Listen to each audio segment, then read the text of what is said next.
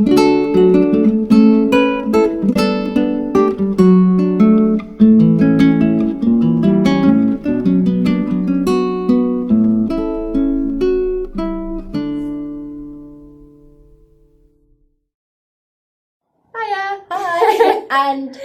this is Faye. Hi, it's been a while. It's been, how long? A couple of years maybe? I think I was like 14, 15. Yeah, we made the last video, and literally the biggest comment was we filmed it in portrait, so it's a landscape now. Yes. So we are both autistic. Yay! Who would have guessed? But would you like to introduce yourself and when you were diagnosed and stuff? So hi, I'm Faye. I was diagnosed in 2012, I want to say. It's when I tell everyone I was diagnosed. Yeah, it's been a while. In our last video, I think we talked about interests and obsessions and stigma over autism. A lot has changed. I think we're older now. We got through GCSEs, which is brilliant. We both passed everything, which is great. Yeah, we're just very different people. And it's interesting to see how much everything's changed and moved on. Yeah, definitely. Like, so obviously if you watch my channel, you know I'm Romy, but I was diagnosed with autism when I was 12. Yeah. So I think that was around 2015, but I'm terrible at maths, so just don't assume it's then. But yes. So were you like 9? Yeah, I was pretty young. It was end of year 6, I want to say. End of year 6 was when I was diagnosed. Oh, so maybe 10? Maybe. Okay, apart my autism, I had dyscalculia, so we were never going to be good enough. I don't have dyscalculia as far as I'm aware. I'm just really bad at maths. That's fair enough. But maths is hard, to be honest. Yeah. But yeah, so I'm guessing I'm not guessing, but what led up to both of our diagnoses was probably, well, for me it was anxiety. Mm-hmm. It's a huge part of having autism in general, to be honest, just and that sort of triggered all the other sort of challenges that I have with autism. I had severe anxiety, I had attachment issues. When my mum would go to the petrol station, I'd cry, I'd get upset by it. So I genuinely thought she was not going to come back. Yeah, I had that as well. Like, obviously I didn't know I was autistic when I was really, really young. But looking back to my preschool, I had severe separation anxiety. And my parents actually had to stay with me for the first few weeks. God. And my first day of infant primary, whatever it's called, I had to be dragged in kicking and screaming by the teaching assistant. Yeah, oh God, I had, same thing. So it was when we started, because we actually found out we went to the same primary and the same secondary school. First day of primary school, literally had to drag me in. First day of secondary school, literally had to drag me in. It's like tradition at this point. At this point. But that's kind of how my parents knew. They were like, there is something very different about her. I'm really careful not to use the word wrong with, because obviously there's nothing wrong with having autism. It's just part of who we both are, and it is a part of our identity. But yeah, like I said, for me, because we are very different. Like, the spectrum for girls is so different. Like, we're just completely different people who have different experiences, different stories. So for me, big no's are big crowds. It says on my SPD, which is sensory processing disorder. If you watch Romy's channel, she's got loads of videos on what SPD is. A huge part for me is contact. I really struggle being like hugged. Someone randomly comes and hugs me, it stresses me out a lot. Just contact in general, I really find hard to deal with. And panic attacks, that is, because I'm older now, that is the only part of autism that is really prominent in me, we'll say. But I don't know whether it's the same for you or... Yeah, for me, it's interesting because you can... When I look back at my baby videos and stuff, I can tell it was actually quite prominent, but of course we didn't know what it was then. I used to have a few sensory difficulties. Shoe shopping was a nightmare because I would go with like my parents or grandparents or something, and I'd try on every pair of shoes and be like, no, they hurt my feet. And I went, when I was 10, I think I went ages just wearing the same pair of shoes every day, and my parents was like, they were getting like muddy and stuff. My parents were like, you should probably get some new shoes. No, I'm not getting new shoes, and I probably just look like a really stubborn kid. I was such a hourder. So with shoes, my parents, I'd have these shoes falling apart. I would not let them go. Like, no, these are mine. You're not taking them away from me. It's so special, but it's autism for you. Yeah. Like wow. I used to, apparently, I can't actually remember this, but my parents said that I used to like go into a meltdown when I went into a shop because of all the noise and lights and stuff. I only remember one of maybe two of my meltdowns when I was really young. One of them was, it was like, I think it was my birthday. I might have been like 4 or 5 or maybe 6, something like that.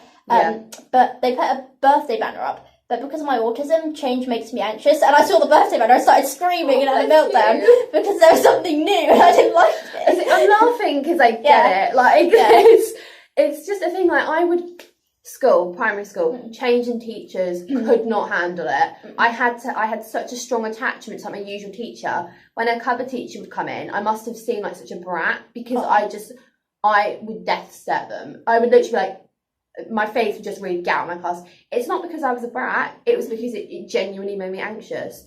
I'd say something that massively triggers my anxiety, balloons. I can't stand them. You were talking about parties. Cannot stand balloons. If someone has one around me, if someone, even because I work, if someone brought a balloon into work, it would like completely freak me out. And I think that's because they're quite unpredictable. And like I said, loud noises and SPD do not go down very well. So yeah, I don't like that. And I know it's quite similar. Like, I guess a few people with autism probably say the same thing. But yeah, in terms of, we've got notes written down, so we're just kind of looking at. Oh, you can see them. How professional. Yeah, I'd say that for me, like in terms of social awkwardness, though, I'm not extremely. I seem it in this video that like I'm not in real life. It's because I'm quite good at masking and I'm quite good at blending into sort of crowds and like social situations.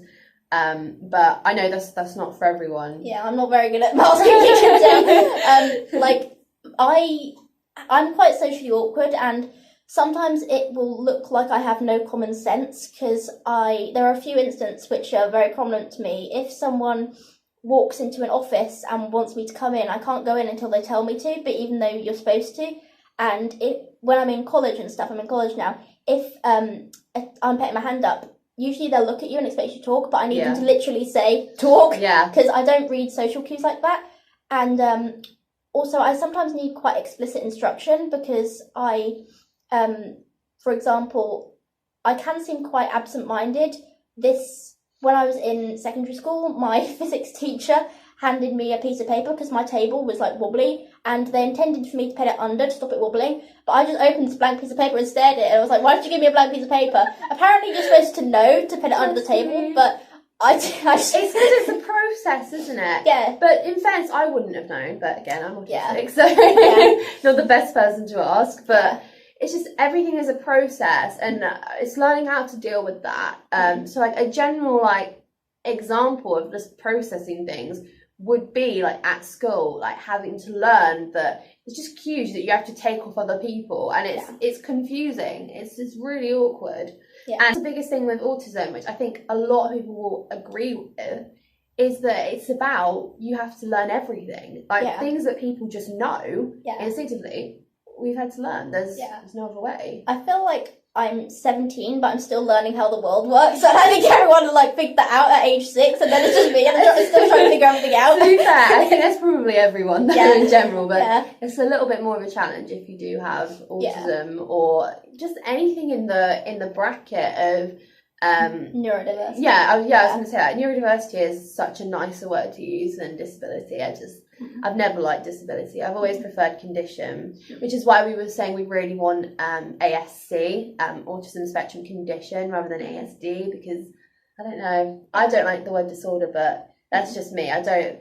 Everyone's kind of different on the spectrum. Yeah, like with I don't really usually mind the term disability because I think it isn't something to be ashamed of, and it in a way acknowledges that we have difficulties and stuff, because autism can be difficult, we know that.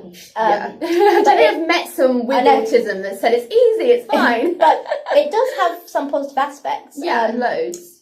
But I think it's just getting the balance, like there's positive but also there's difficulties, so usually I don't mind the term disability, but condition is a good word for it. I prefer condition, but again, a lot of people don't like condition because it sounds like, you know, you're ill when you have a symptom and it's like it's a condition of that.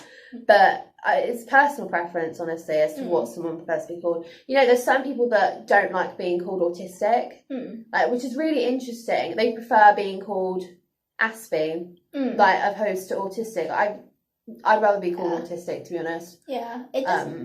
The labels, like, or not labels, but the terms don't usually bother me that much. I know there's a massive argument between autistic person and person with autism, and then I'm just like, there. I never get that. I'm just like, is there a difference? I'm being stared at by your cat. Oh, bless. Sorry. Wow. Yeah. But yeah.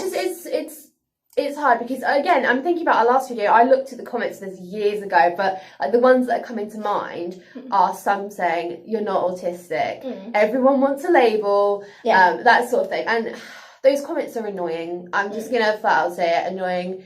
If you're going to type that, don't, like, just either don't watch the video or, like, because you can't judge us having never met us before. And we're putting this out there to help educate people.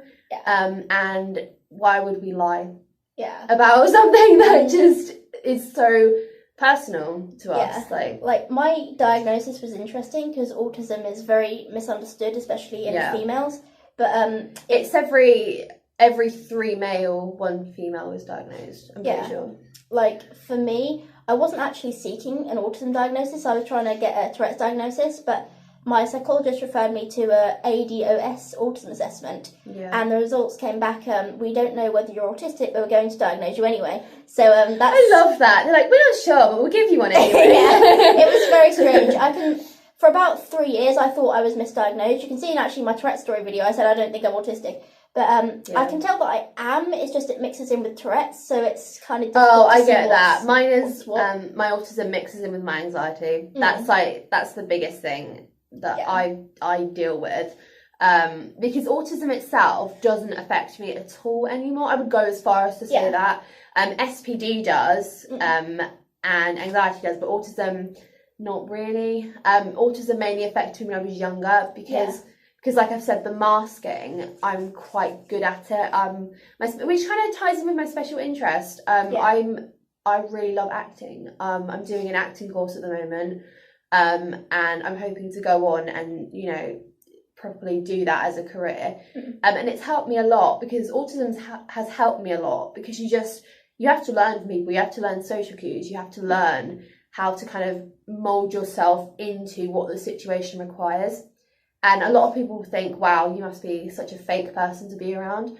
And I to an extent, I think everyone does that. I think everyone has in the past been in a situation, had to be like, right, I've got to adapt so I fit in. And it's just human nature. Like I generally think it goes back to when we were like in primal sort of times and just had to adapt. I don't know how true that is, but I'm not the brainsy one that's me.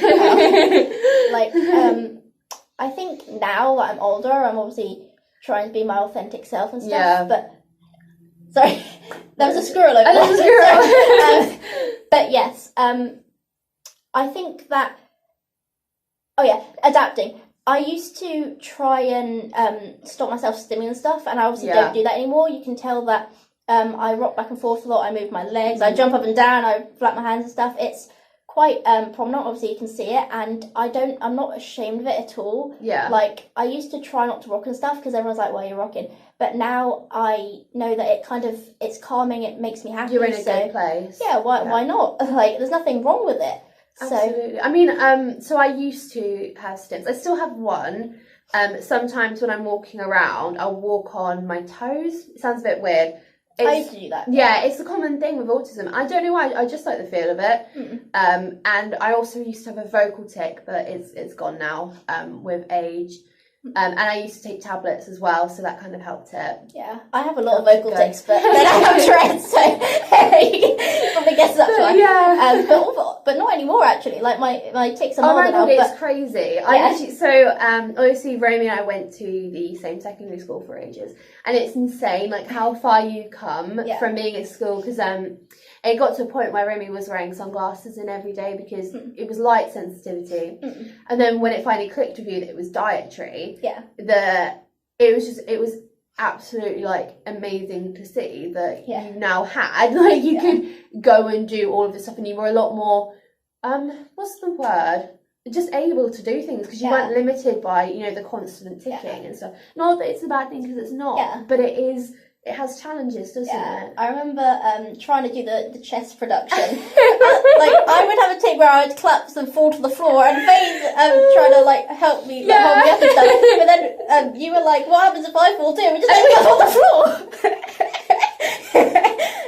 That was one of my favourite memories ever. We were walking back from rehearsal, so we did chess. It was our school production, and like Romy said, we ended up collapsed on the floor.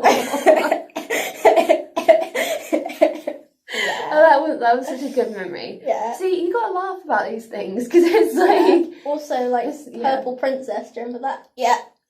The teacher, I would, like, sometimes my tics are triggered by people, and that teacher was the Purple Princess to my friends, apparently. Oh god, do you remember? All right, we were at an awards evening. Oh, I remember. We won the drama award, and I got on a little badge. Do it because I'd done so many productions, and I was trying to put it on, and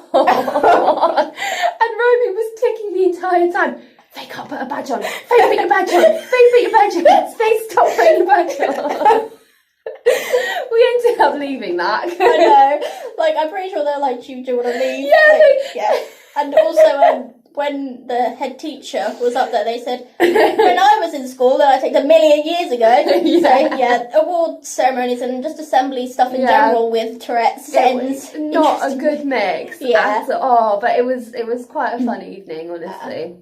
But I think the main takeaway from this video is that we are very different people despite having autism, because I know my special interest is drama, Romy's is Tourette's and advocacy and that sort of thing. We're very different, and my favourite quote ever, which I read in a book, but I think it's a quote from another person, that it's once you've met one person with autism, you've met one person with autism. Yeah. I think that's just such an interesting thing, and I think it's great what you're doing. You're making videos. I have one video on my channel if you want to go and see that. It's just on autism in girls. But yeah, that's kind of dead. This is the main one if you want loads of interesting. It's not just facts, it's really well explained. Like, I watch them, I think it's really cool. Yeah. And it's just, make sure when you meet someone who says they're autistic and feels confident enough to tell them they're autistic, do not say, "Oh no, you don't have it, you can't have it, you don't look the certain way." I think sometimes even doctors say that as well. Like, with my diagnosis, like, "I don't know, so I'm going to diagnose you anyway." Yeah, it's just like, and it's because it's hard. I completely get it's hard for someone to understand the sort of impact that comment can have on someone. It makes you feel really insecure. Like, when we made that video, well, I don't know, I wouldn't say dramatically insecure because it's the internet, of course. You know, things are said and you have to deal with that. We put ourselves on there to be judged. But there is a little bit of an element of, like, you know, we're people too. We've gone through a lot. And it's really unfair for someone to put, "Oh, you're not autistic enough." But I will formally apologise for the portrait filming of that video. That was pretty bad. I think sometimes, because I was questioning my own autism, as I said, for like a couple of years. I think that might have also been because so many people have said that I don't seem autistic that much. And even when I was like 10 years old, I was seeing a therapist for my OCD, my Tourette OCD, but they were actually an autism specialist, and they said, "I don't think Chrome is autistic," because they said their brother has Asperger's, but it's actually called ASD now. But and they said I don't look like them. But the point is, you don't have to look the same. It doesn't work like that. It's not like you can't look at one person and say, "Yeah, you're autistic for definite," because it's not like that. People don't present. Well, most people, it's so varied. Most people don't present physical characteristics of autistic unless you are so far along in the spectrum that obviously it's more the behaviour. that is quite prominent. But yeah. Yeah, I think also with my autism, like sometimes it makes me laugh at times because I can be very literal when I'm thinking. I used to be, I'm not literal. Oh, I say that. Actually, I am quite literal. It's just about learning. Yeah, like that's the biggest thing. And I think like also sometimes I need explicit instructions, as I was saying, and because for example, I can seem quite absent-minded, and if someone gives me multiple instructions at once, I'll get really confused. Like, it's just because, again, like I said, process. Do you have SPD? You do, don't you? No, I have sensory issues related to Tourette's. Oh yeah, well it's just like it links to with autism. It's just like so many instructions gets overwhelming because in my head it just gets all like messed up, and like I can't work out. It takes me a minute to think. Right. What are you going to do? Like making a cup of tea. It took me ages to learn just because I couldn't do it. Anyway. Like, for example, my mum will tell me to go upstairs and get something. Like, she'll tell me to go upstairs and get her phone. I'll come back down to the toilet roll. I'm just like, what? And that's why I need, like, sometimes one instruction at once and I'll have to, like, go around and around in my head. Because if someone tells me to do multiple things, I'll miss something out. Like, when I went for my interview for my college work placement, I was very awkward, but luckily they were understanding. But it was awkward because they gave me multiple instructions at once. Like, it was only 2, but I literally can't even process that. That is a hard thing, autism in the workplace. It's hard. Would you say that you had autism if you applied somewhere? Would you? Just as an interest? Yes, I would. Yeah. Like, because I hope they wouldn't discriminate. It's illegal actually to discriminate, but I feel like I'd have to say, otherwise they'd be like, why are you so awkward? Yeah, for me, I agree with that. I feel like if it affected me in the same way that it does for you, because I don't have the social awkwardness, because I'm fine with talking to people, I'm fine with going and helping people, I would say, but it is so sad. The jobs that I said that I had autism on, I didn't get them, which is awful. And now I don't know if I'm not blaming my autism on that. I don't know. It's a hard argument. I think it's like the misunderstanding and misconceptions that people have about autism. It is. I think it is. Or maybe it was me personally. They didn't have the right thing. You never know. But not discouraging people. I'm just saying, be honest. If you feel like you can't cope, say it. Like that's the best thing you can do, and then you can obviously get special help with it, special consideration for it. But everyone's different. I'm genuinely interested at this point. I would always say I have anxiety, always, because that affects me on the daily. ASD, not so much. It affected me a lot when I was younger, but now I'm like same, definitely. With my ASD, the videos of me when I was younger, which you'll see because I can't wait to watch this. Yeah, I'm so excited. But I can tell it affected me more when I was younger. With also, I didn't like change. I had meltdowns. My meltdowns were like, they looked basically like Tourette's rage, but Tourette's rage I would say is more extreme because it's more sudden. But yeah. Oh, another thing, we both love routine. We love our routine. That's quite typical for like most people with autism, just the need for just a plan, structure. I would say that I can come across as quite controlling sometimes, but I love to be organised. I love to have that, which is weird because I love to be organised at school. But my room's such a mess. I think that's laziness. To be fair, like I like to plan stuff out. If it doesn't go to plan, I might get a little bit annoyed. Yeah, I get stressed. I wouldn't say I get annoyed. I'd say anxiety. Because I don't think I get angry a lot. I don't think I do. I like to say I'm quite good at dealing with people. I'm quite good at that sort of thing. I get anxious a lot and I get worried and nervous, but not necessarily angry. Like I have to sort of have a routine to get things done because the summer holidays was interesting. Like summer holidays, we got about 12 weeks off because it's been such a long time. We don't go to secondary school anymore. Yay! We go to we both go to colleges actually. Just different ones though. Like my summer holidays was interesting because I didn't really have a routine. There was nothing to do, and it was ridiculous because I couldn't even sleep for a week. I wouldn't sleep at night, and then as soon as the sun rise, I would fall asleep. It's not a routine. No, I get you. But yeah, it's because my brain was like, where's the routine? What are we doing? I can't sleep because just I don't stresses you out, doesn't it? Like, it's just like a, wow. I'm so excited, like, to see this video and then compare it to our old one. Yeah. And just see, because like physically I think we've changed as well. Like, obviously we're older, we're like, it's just so cool. It's just cool to like watch that. Yeah. And a lot of people saw that video actually, which was really cool. It was about like, get 25k or something on it. That's a flex. Like, do you remember your actual assessment for ASD? Vaguely. Yeah. I remember one. I remember the ADOS test. Yeah. Oh, the ADOS test. I remember the paediatrician came in, they were filming me, and the camera dropped. I don't know whether that was part of the assessment, or whether it was just a malfunction, but I pointed it out straight away. But I was given a box of toys and told to create a story. That was mine. Mine was hilarious. The most awkward thing I've ever done in my life. And it was like, I just didn't know what to say to this woman. I was getting so scared. And then another one, I got given a book and it had frogs on it.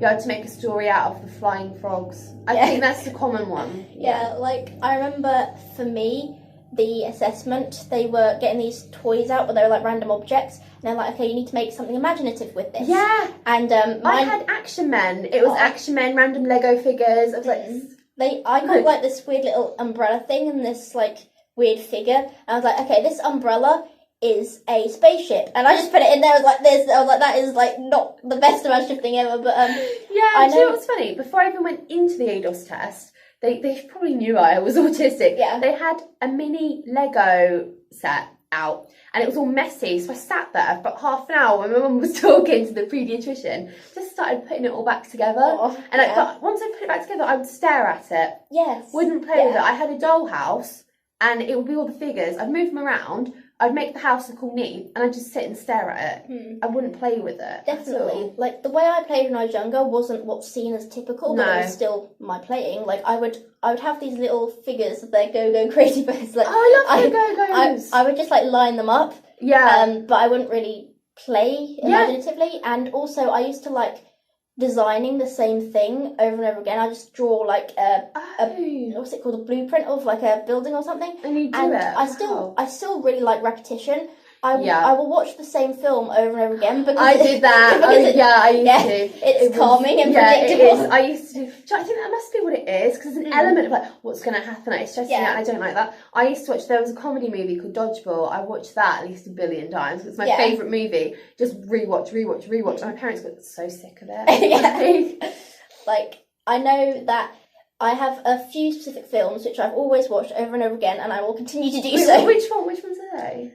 Mine, they're like To the Bone, Theory of Everything, Girl Interrupted, and Miss Peregrine's Home for Peculiar Children. I haven't seen Girl Interrupted. I watched a bit of it, but it started to scare me, so I turned it off. Yeah.